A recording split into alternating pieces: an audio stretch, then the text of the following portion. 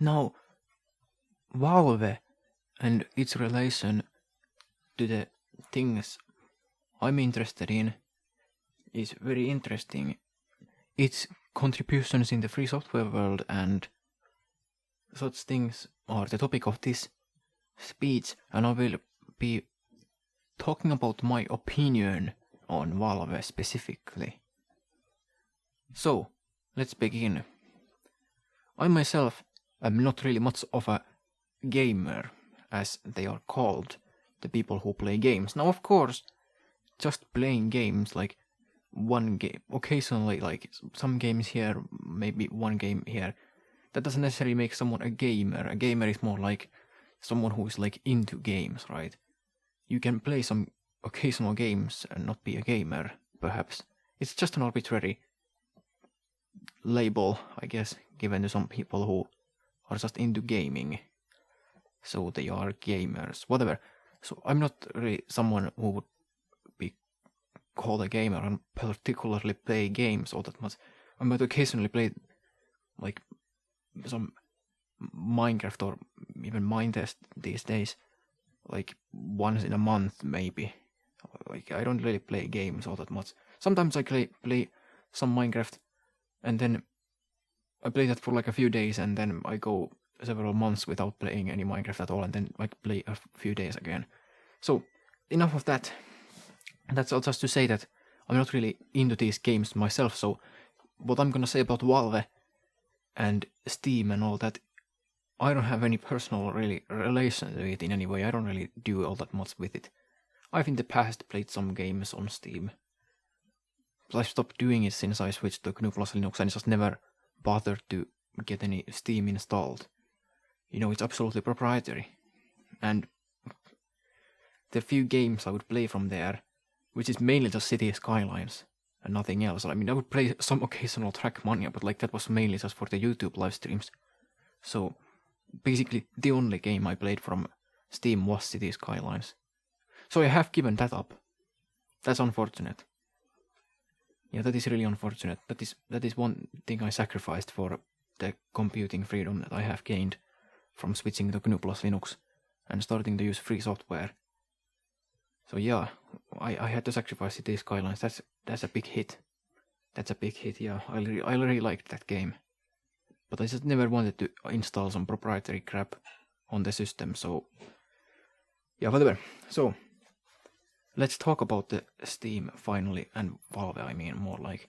So my thoughts on Valve are somewhat mixed. Because it is undeniable that there are some positive contributions that Valve has made that are potentially going to be very much helpful to the free software world.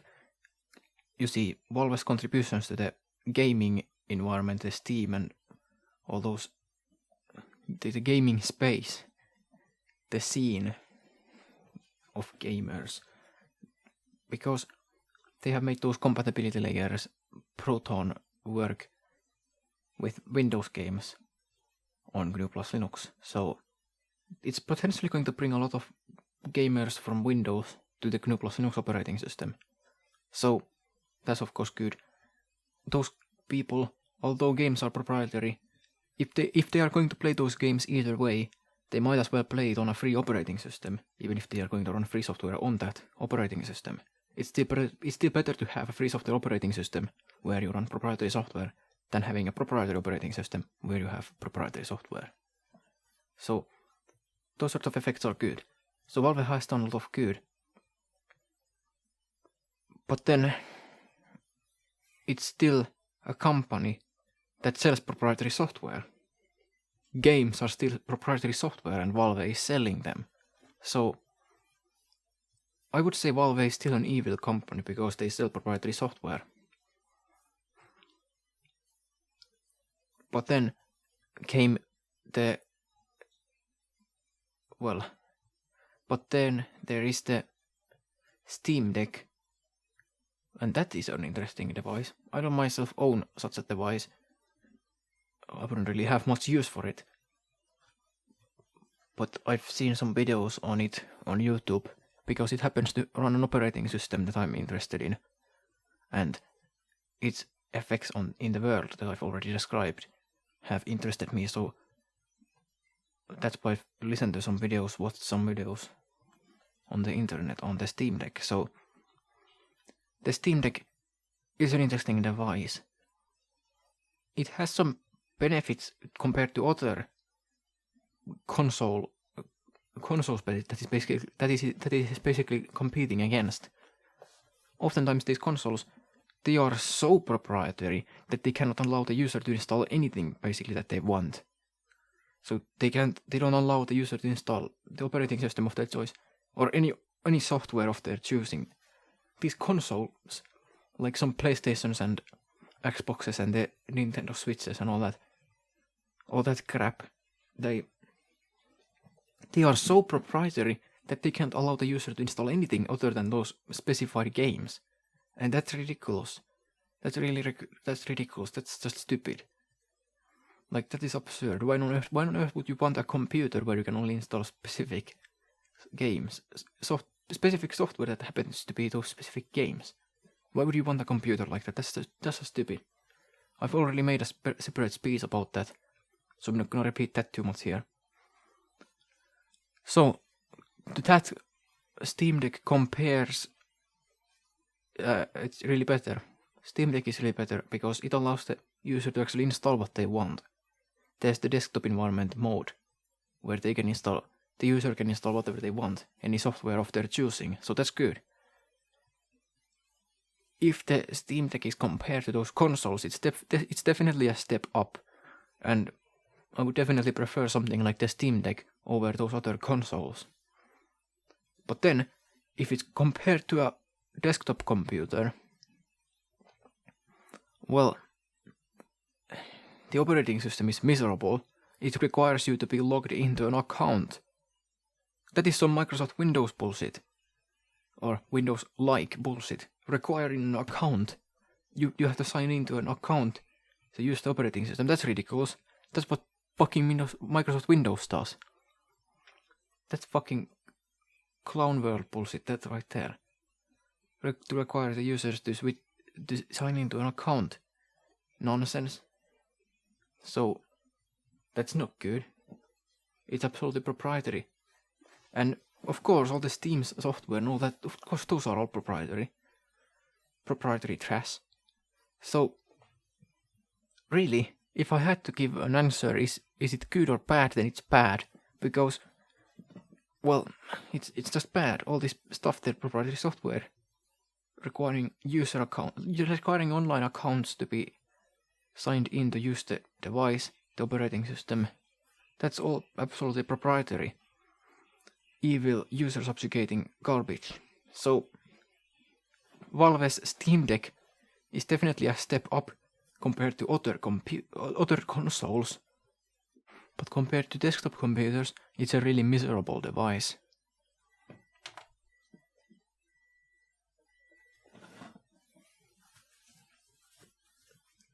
So, if I had to say, is it good or bad, it's really bad. But there's just things that are way worse out there. Like, the most bad computing devices are those consoles, like the PlayStations and the Xboxes. Because they really are just a computer. It's just a computer, but it doesn't allow you to install any software you want. It just allows you to play some specific games. And that's stupid, that's ridiculous, and that's just a really bad thing to do, but that doesn't make the Valve's Steam Deck any good, just because it's better than those garbage devices that are out there, some PlayStation crap. It's better than them, but it's still crap itself. Valve's Steam Deck is still trash. They are all trash. They are all absolutely proprietary crap. All of them are crap. Just some crap is crappier than other crap. So, would I recommend the Steam Deck? Absolutely fucking not. And I would recommend those PlayStations and Xboxes or Nintendo Switches 100 times more. I wouldn't recommend them. I would anti-recommend them way more. But I still wouldn't recommend the Steam Deck they are all varying levels of bad. The Steam Deck is just the least bad of those bad options. Yeah. These IBM derivative desktop computers, these personal computers that people tend to run Windows on, they really are still like the better choice if you want to have a device to do games on. And a lot of other computing also. I haven't myself ever really used these single product computers, but I'm sure they have their place in computing also.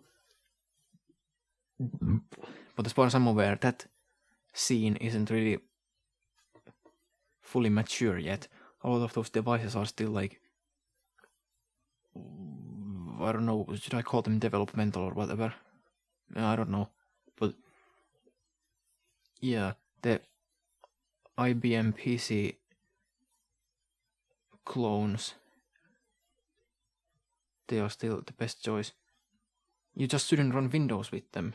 By default, if you buy these desktop computers, IBM descendants, IBM PC descendants, then they would probably come with the Windows pre-installed, depending on where you get them. So you should just avoid getting those with Windows installed. Don't buy those sorts of devices. But don't buy those specific products. You should get ones without Windows on it, so you can install your own operating system of choice. I would recommend the GNU plus Linux distros.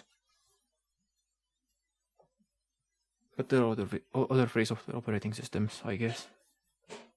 Like some BSD systems. But the GNU plus Linux is definitely the best one out of them. So, is there still something about Valve to say? Well, like, I don't know, like I've said, it's kind of a mixed feelings sort of situation. Because they're still causing some good to happen. So is the world better off with or without them? Well, to that I would say, I guess in the context of these other corporations also existing who make way worse proprietary software, then in that context it's better that Valve continues to exist and continues to do what they do now. In that context, because they are the least bad out of those bad options and they are potentially doing some good also. So Valve wouldn't be my first choice on what sort of stuff to eradicate from this world. For what sort of stuff to eradicate from this world. I would start with those like other consoles, those, like I've mentioned, the PlayStations and the Xboxes and the Nintendo Switches and all that. Yeah, those have to go first. And then companies like Apple and Microsoft. Apple first and then Microsoft and Google. But then, who is left making computers? Well, who knows? But of course, this is not meant to say that like those companies should just be removed, but like they should stop doing the practices that they do. However that is achieved is really irrelevant. So actually, they don't need to disappear. They just need to be... those sorts of behaviors and practices they use need to go. Not the company necessarily itself. So, what could be done is like some sort of a law could be set in place that makes proprietary software illegal to be made. So, then those companies, they would need to stop doing proprietary crap like that. Yeah, devices should be made so that if it's a general purpose computer that with all reason should have the possibility for the user to install an operating system of their choice, then there's no reason not to allow the user to do so. So locking bootloaders should be made illegal. Because if it's just an artificial restriction that has no real purpose other than to just restrict the user, then such things should be illegal. if it's technically impossible to switch the operating systems, maybe it's on some ROM or something, and there's like an actual reason for that, and it's like a device that if it's a device where you're not really we're not really supposed to change the operating system, then maybe it wouldn't be such a bad thing. Maybe those don't need to be banned. But definitely these types of general purpose computers, yeah, it's kind of arbitrary, but you would need to define some sort of a general purpose computer and make it so that they have to be able to be installed on an operating system. They have to allow the user to install an operating system of their choice on them. So that sort of a law should be made, and then proprietary software itself should be made illegal so that proprietary software cannot be made. So if a company wants to publish a proprietary software, they would be breaking the law if they publish it. So publishing proprietary software would be illegal. That's a law that should be made. So the absolute worst practices are those PlayStations and the Xboxes and the Nintendo Switches and all that stuff. Those sorts of computers that don't allow the users to do anything. Then comes the Apple's crap and the Valve Steam Deck and Microsoft's Windows and all that stuff. Yeah, they are crap. There's also lesser crap.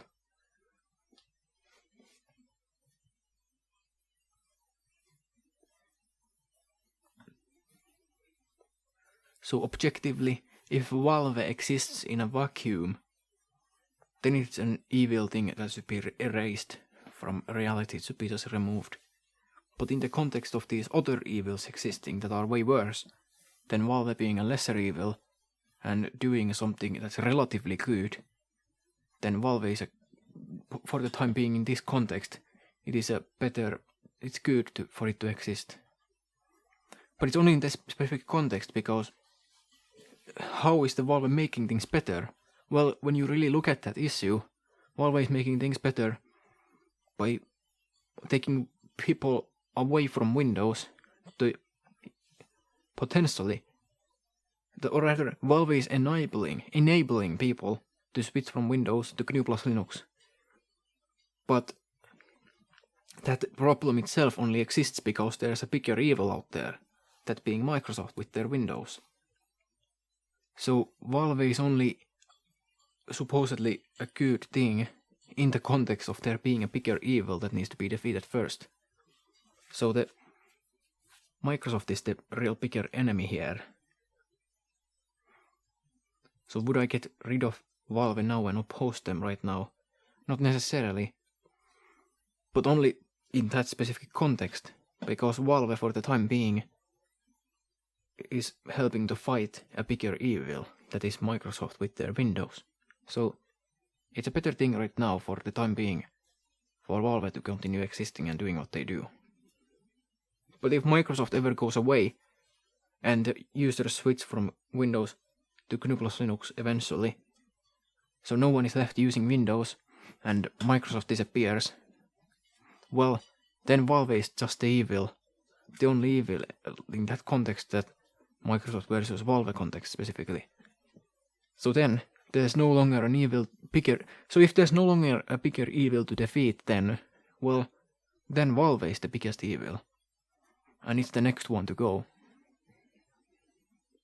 So really, Valve itself is evil, and their practices are wrong. They are selling proprietary crap and making bad user-subjugating operating systems that require you to be signed in and have a lot of proprietary software on them. All the Steam clients are of course proprietary, and that's what the operating system is built around. So it's all crap. But there are just bigger enemies for the time being. So for now, Valve can be like a temporary... it's like an alliance of convenience for the time being. But once the real enemy, the bigger evil, has been defeated, then the alliance goes away and Valve is the enemy. That's the way I see it. So yeah, this is a pretty bad speech, but that's my opinion on Valve.